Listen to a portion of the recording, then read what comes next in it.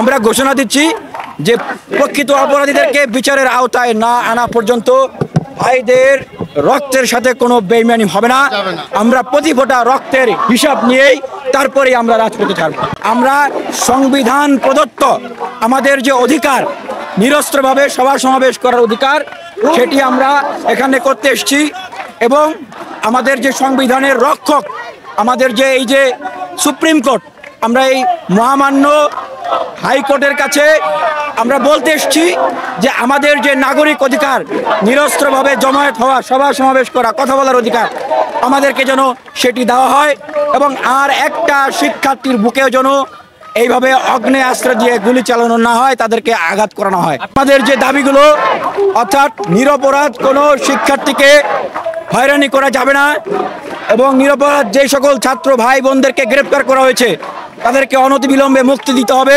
নিরপরাধ সকল শিক্ষার্থী ভাই বোনদেরকে যেখানে যেখানে গ্রেপ্তার করে রাখা হয়েছে আমরা সবারই মুক্তি চাই। আমরা চাই বিশ্ববিদ্যালয় কলেজগুলোকে, হলগুলোকে দ্রুত খুলে দেওয়া হোক।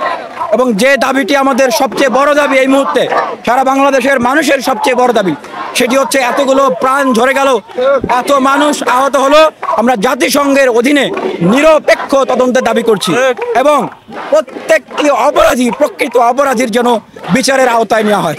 আমরা ঘোষণা দিচ্ছি যে প্রকৃত অপরাধীদেরকে বিচারের আওতায় না আনা পর্যন্ত ভাইদের রক্তের সাথে কোনো বেইমানি হবে না। আমরা প্রতি ফোঁটা রক্তের হিসাব নিয়েই তারপরে আমরা রাজপথে ছাড়ব। গণগ্রেপ্তারের কারণে আপনারা দেখেছেন যে অনেক শিক্ষার্থীদেরকে গ্রেপ্তার করা হয়েছে, অনেক নিরপরাধ শিক্ষার্থীরা, আন্দোলনকারীরা গ্রেপ্তার হয়েছে, কিন্তু শিক্ষার্থীদের মনোবল কিন্তু ভাঙে নাই। এই বাংলাদেশের ইতিহাসে বলে যে শিক্ষার্থীদের কোনো আন্দোলন আজ পর্যন্ত এই বাংলার মাটিতে ব্যর্থ হয় নাই। এই বাংলার মাটিতে শিক্ষার্থীদের কোনো আন্দোলন ব্যর্থ হবে না, কারণ সুস্পষ্টভাবে বলতে চাই, শিক্ষার্থীদের আন্দোলন শান্তিপূর্ণ, অহিংস আন্দোলন।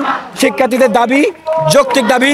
শিক্ষার্থী বন্ধুরা কোনো ধরনের ভ্যান্ডালিজম, কোনো ধরনের অগ্নিসংযোগ, কোনো ধরনের ভাঙচুর, কোনো ধরনের নাশকতার সাথে জড়িত নয়। এটি আমরাও বলছি, এটি কিন্তু সরকারের পক্ষ থেকেও বলা হচ্ছে। তাই আমরা সরকারের কাছে অনুরোধ করব, নিরপরাধ কোনো শিক্ষার্থীকে, বিশ্ববিদ্যালয় কলেজের ছাত্র ভাই বোনদেরকে আপনারা হয়রানি করবেন না।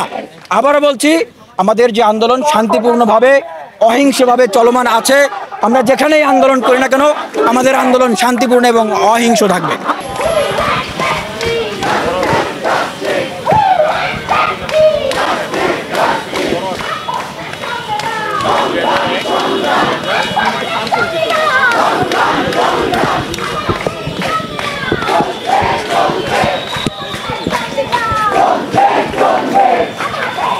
বাড়ি থাকে।